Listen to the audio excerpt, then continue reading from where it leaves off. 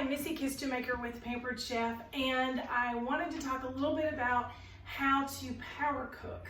Power cooking is where you do a bunch of a protein at one time, so you take care of cooking multiple meals at once. If you've got a pressure cooker, this is going to be your friend, with chicken especially.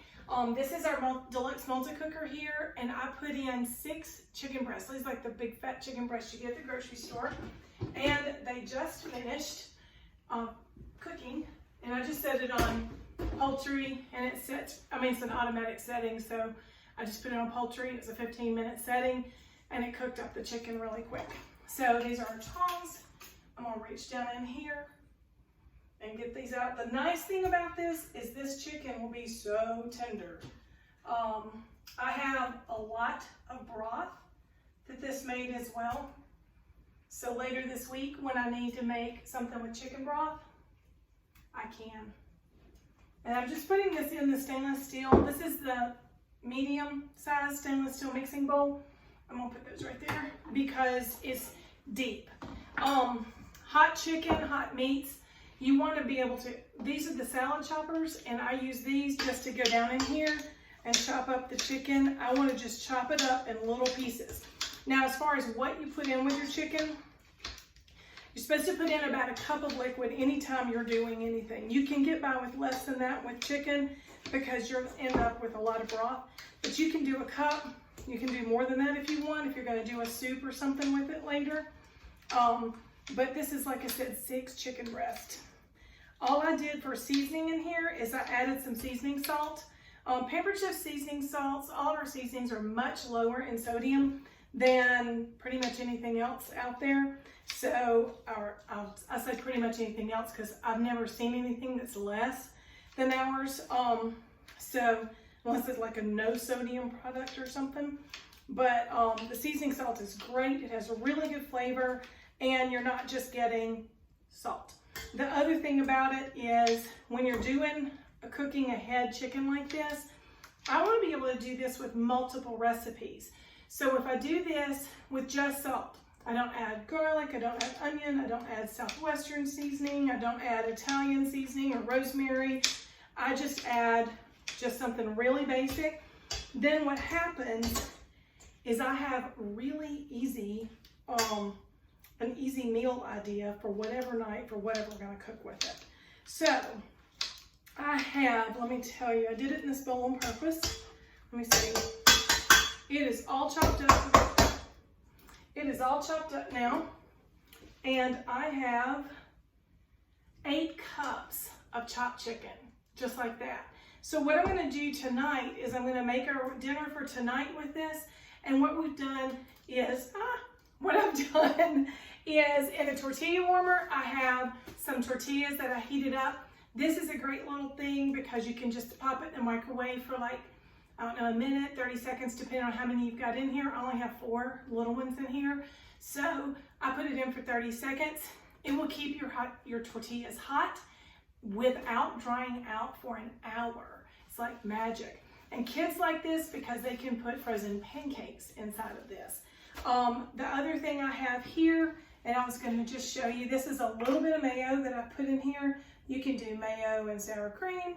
You can do mayo and Greek yogurt. You can do just sour cream and just Greek yogurt. But this is just mayo. And I'm adding some of the sweet barbecue rub to this. And so this is just enough to spread onto, we're going to have barbecue chicken wraps. So this is just enough to spread onto that. And we'll do that. If you wanted to, you could do, if you want to get fancy and your family wanted slaw and other things like that with it, you can like slice up some radishes if you wanted to. Anything like that that you wanted to do with it to make it crunchy. Jicama, I don't know if you're familiar with that, but that's a really good crunchy kind of a thing to add. I grated some cheese with our cheese grater, so I've got lots of grated cheddar. Note, I don't buy pre-grated cheeses. This is a great way to save some money, and you can, by not getting it already grated. I don't know if you've ever grated a block of cheese and then compared it to a bag of pre-grated cheese, but both of them are measured in ounces. but ounces can measure weight or volume. And so when you're buying a shredded thing, it says 8 ounces of shredded cheese. It's not based by weight like it is with the block. And so when you grate 8 ounces of cheddar, you'll end up with a lot more cheddar grated than you will with the bag. So you're paying basically for air. I mean, it's really, you're paying for no cheese. So just get the grater, get a good grater. This one I like because it's not a knuckle grinder. It's just our coarse grater. And then, but that's a great one to get. And it does the standard size grate for like your soft cheeses. But you can do that. And then you can take some black beans and you can rinse them and you can just pop them in the microwave just for a little bit in like the micro cooker, just to get it a little bit hot. You can mix that in with some of your chicken and then put that on your tortillas with this, the mayo, the barbecue mayo, and the cheddar and the chicken. The rest of this chicken, what I'm gonna do is let it cool. And I'm gonna put it separated into different bags. So one night this week, we're gonna have grilled chicken pizza, and I just take chicken and I'm gonna do some rosemary and some red onion, and you can do whatever you want to on a grilled chicken. The fresher, the better. And just pop it on the grill. If you had a chicken spaghetti recipe you wanted to do, I'm doing a recipe demo later this week that's gonna have chicken in it. So I'm gonna have chicken for that. But you can bag it up, already done, and your protein, this is what takes the longest a lot of times and the most energy in cooking.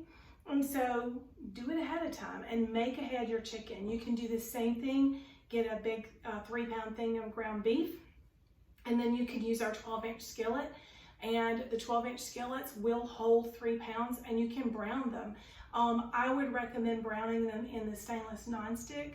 The nonstick works really well, but you want a little bit of the brown to it. So don't cook it just till it's gray.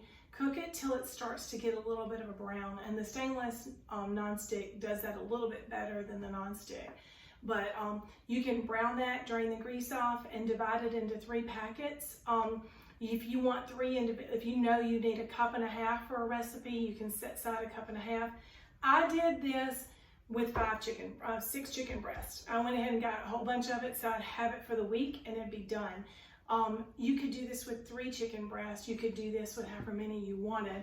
Just the handy dander pressure cooking gauge on this is great. The other thing you can do as far as power cooking, cooking ahead is kind of what I'm talking about. But another thing you can do with that is with our multi-cooker, it has a sous vide setting on it, and it's got a slow cooker setting, it's got a yogurt making setting. It kind of takes care of a lot of appliances in one. But the sous vide, if you wanted to, with your proteins, thinking about cooking them ahead, you can take, and this is the large resealable, reusable bag that we have. You can take your steak, your chicken, you can even put burger patties in here and pop it in there, seal it, and get as much air out as you can. And then you can put it in here on sous vide and it will cook to the internal temperature that you need. So if it's burgers and you want them like, medium or whatever, there's a temperature that you can actually, it says, it gives you instructions. Thankfully, you don't have to know this stuff. But it gives you a temperature and you can just cook it till the water is that internal temperature. It holds it at that temperature and it cooks it, and it will actually keep it hot and at that temperature for another 2 hours. So, you can go grocery shopping, running your errands or whatever, come back, and your steaks or whatever are done, and then you just can set them aside, put them in the fridge, and when you're ready to use them and cook them, you just pull out your cast iron skillet to get a good sear on it, or you take it out to the grill and you get the grill marks on it. You can use the grill pans. You're just looking for a sear so it gets that texture that adds a lot to the flavor of whatever you're cooking. So I'm super impressed with how tender things are when you cook it sous vide. So with all of that said and done, we're gonna have dinner, but I just wanted to kind of let you know this power cooking is a fantastic way just to save you time, save you money, because generally when you're buying larger bulk, you're getting it for less per pound. And so cooking at home doesn't have to be hard, it doesn't have to be expensive, and it doesn't have to be time consuming. So I hope this helped out a lot, and I'll talk to you guys later. Bye for now.